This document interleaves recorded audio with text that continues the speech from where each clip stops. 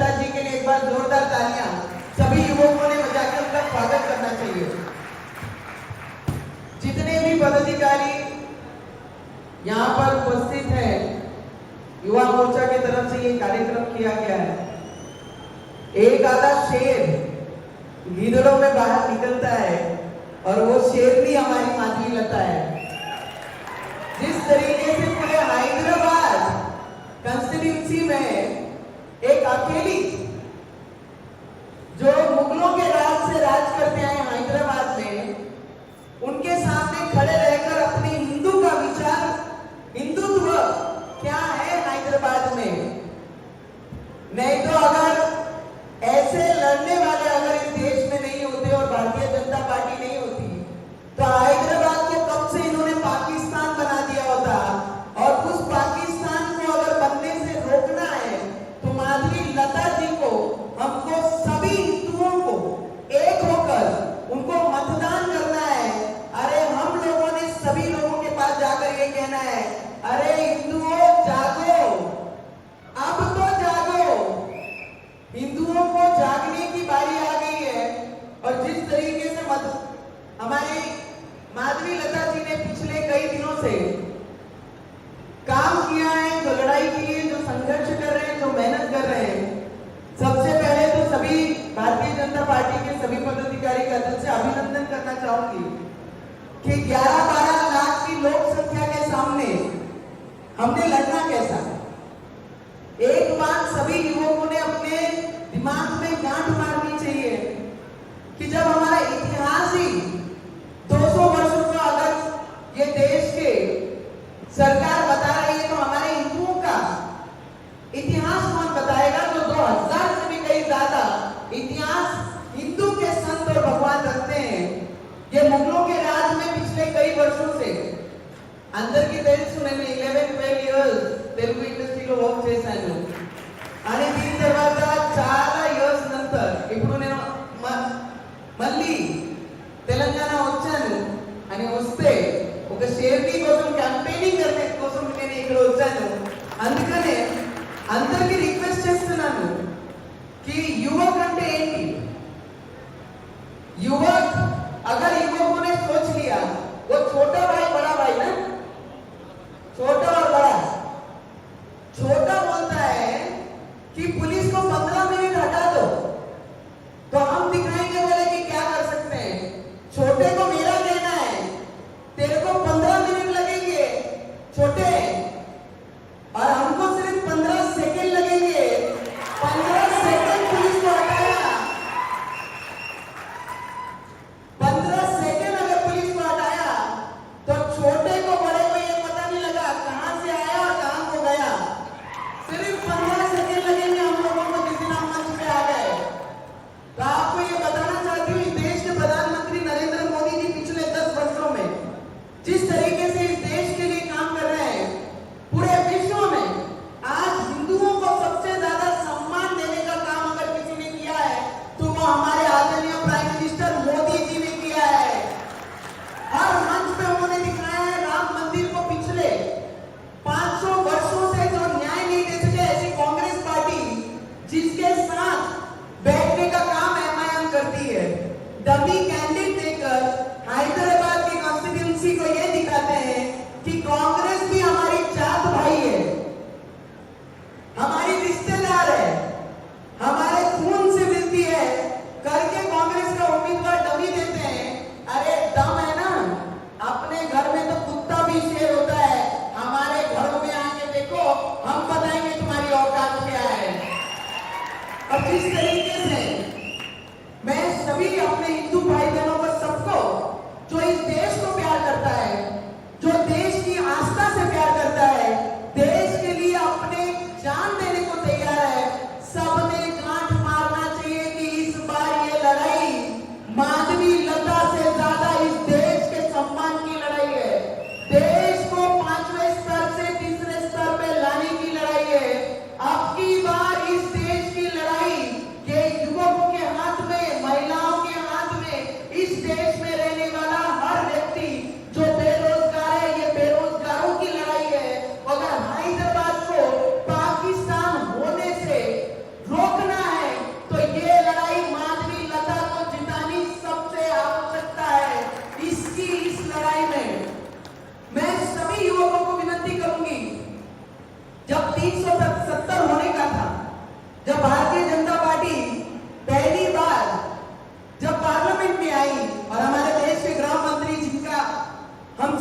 स्वाभिमान लगता है कि हमारे गृह मंत्री इस तरीके से काम करते हैं। तो ओवैसी साहब क्या बोले कि 370 हटाया तो खून की नदियां बह जाएंगी। खून का एक कतरा भी बहने नहीं दिया, 370 भी हटाई और 370 हटाने के बाद जम्मू कश्मीर में शांति भी रखी। वो गृह मंत्री है। राम मंदिर को कांग्रेस ने किस तरीके से विरोध किया, मेरे को पता है। हमारे हैदराबाद तेलंगाना सब बोलते हैं कि आपको हैदराबाद तेलंगाना के लोगों के साथ इतना अटैचमेंट क्यों। मैंने बोला मेरी जन्मभूमि महाराष्ट्र है, पर मेरी कर्मभूमि मेरी तेलुगु लोग हैं, जिन्होंने नवनीत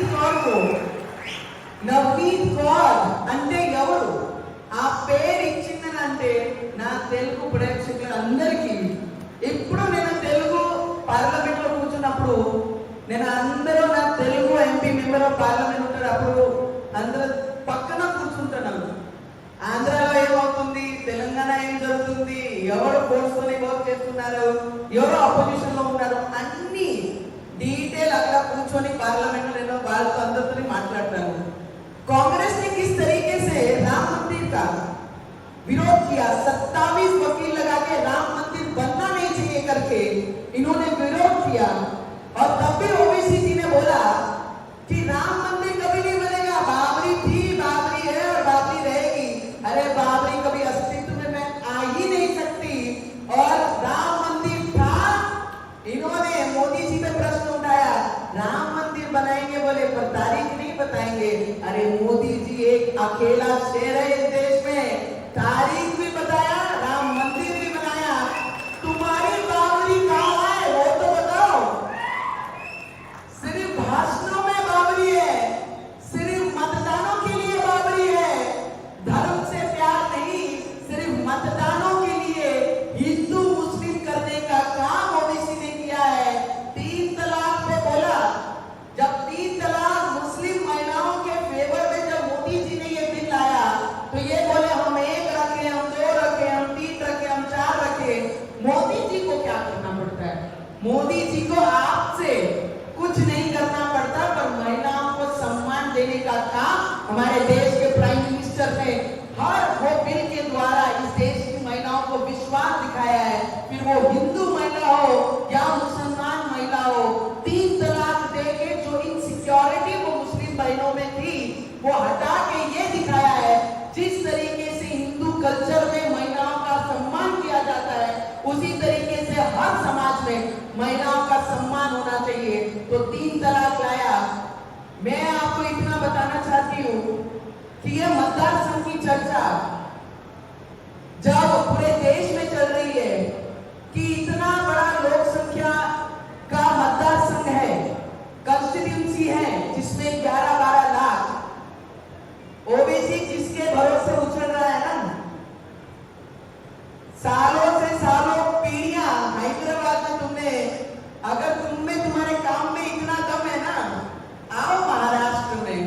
तुम क्या, तुम्हारा एमआईएम का जो हमारे संभाजी नगर में खड़ा है उसका भी डिपॉजिट जब्त इस बार महाराष्ट्र के लोग करेंगे, ये याद रखना ओबीसी जी। इस हैदराबाद में जैसे कांग्रेस और एमआईएम है, मैं कल बीबी पाटिल जी के प्रचार को गई थी, वहां पर कांग्रेस ऑपोजिशन में बैठी है। मैं आप लोगों को इतना बताना चाहूंगी कि एमआईएम को और कांग्रेस को अगर हम मतदान करते हैं तो वो सीधा मतदान पाकिस्तान को जाता है, क्योंकि जिस तरीके से एमआईएम के लिए और कांग्रेस प्रेम, राहुल गांधी प्रेम पाकिस्तान वहां से दिखा रहा है कि मोदी को हराओ और राहुल बाबू को जिताओ। जैसे पहले पाकिस्तान के इशारों पे कांग्रेस सरकार रहने के बाद पाकिस्तान के इशारों पे देश चलाती थी कांग्रेस, आज वही पाकिस्तान फिर एक बार दिखा रही है कि उन्हें कांग्रेस पे कितना प्यार है और कांग्रेस के साथ बैठने वाला एमआईएम के साथ कितना प्यार है। बोलते हैं किसी को भी चुन के लाओ, किसी गधे को चुन के लाओ पर मोदी जी को गिराओ। उनको एक चीज बताना चाहूंगी, हमारे मोदी जी शेर है। जब इधर एक साथ खड़े होते हैं ना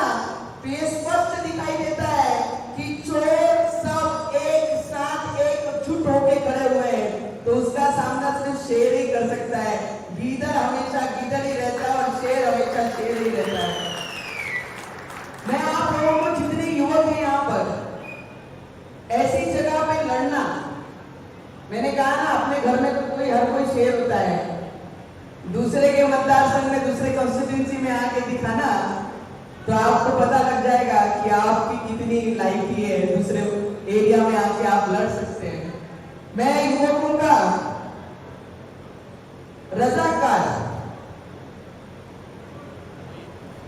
उनका ऑफिस वो दारुल सलाम ऑफिस है।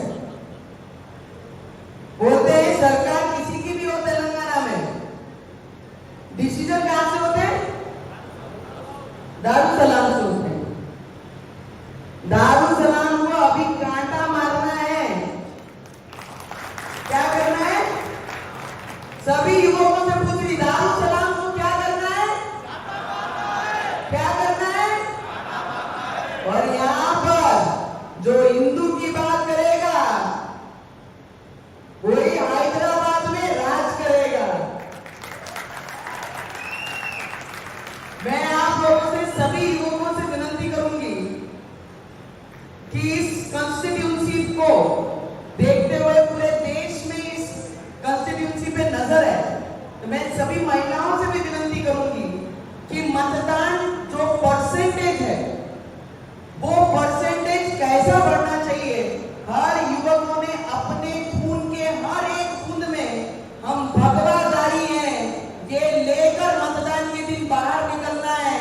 अरे 3 दिन नहीं सोए तो कुछ नहीं होगा, पर देश के हित में हम सभी को ये भगवे के लिए काम करना है, ये सभी युवकों ने याद रखना चाहिए। और एक एक मतदान हमारे लोगों का बाहर निकलना चाहिए। वो कितने भी कांग्रेस के डमी लोग खड़े करते हैं, पर हमारा हिंदू इस बार हारना नहीं चाहिए। उसकी जवाबदारी सभी युवकों ने, सभी महिलाओं ने लेना चाहिए और परसेंटेज ये बढ़ना चाहिए। हम लोगों को भूख लगती है, हम लोगों को धूप लगती है, हम लोगों को इलेक्शन के दिन छुट्टी लगती है और छुट्टी के दिन हम लोगों को परिवार के साथ छुट्टी मनाने जाना है। इस बार नो छुट्टी, नो भूख, नो धूप। इस बार सिर्फ मतदान होगा तो देश के हित में होगा। इस बार मतदान करना है तो हैदराबाद को पाकिस्तान बनाने से रोकने के लिए होगा। इस बार मतदान करना है तो माधवी लता को, हमारी शेरनी को इस देश के पार्लियामेंट में भेजने के लिए होगा। इस बार मतदान अगर वोटिंग करना है तो हैदराबाद के सभी हिंदुओं को जगाने के लिए होगा।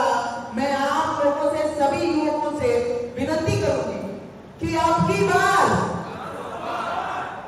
सभी युवकों से विनती, आपकी बार, सभी का हाथ ऊपर, आपकी बार 400 बार करना पड़ेगा, नहीं तो बोलेंगे राहुल बाबू को प्राइम मिनिस्टर बनाना है क्या?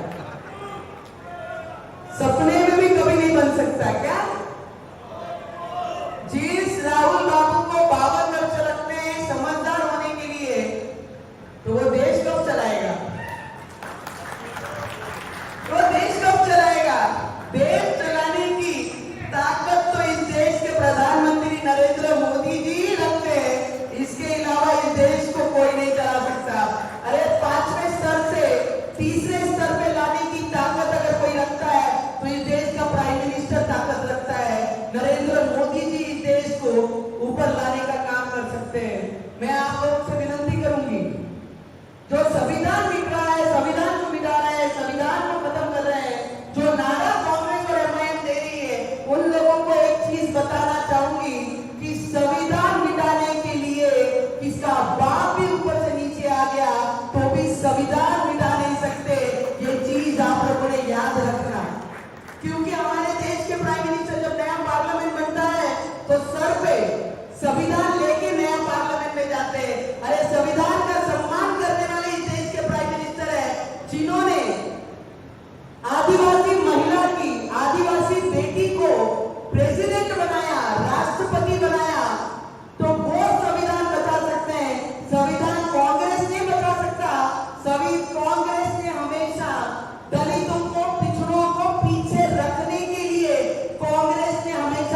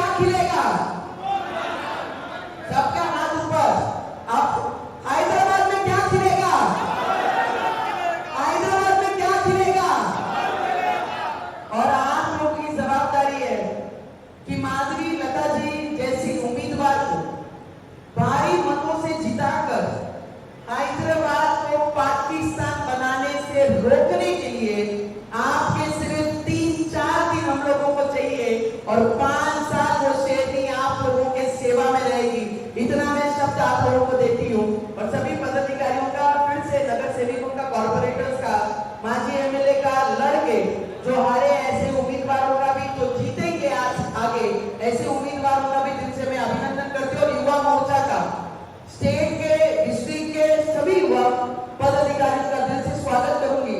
आपके वजह से हमारी माधवी लता आज जितनी मजबूती से लड़ रही है, सिर्फ मतदान निकालने की जवाबदारी आपकी है। बस इतना ही कहती हूँ, अपने शब्दों को यही विराम करती हूँ। बहुत बहुत धन्यवाद। बहुत बहुत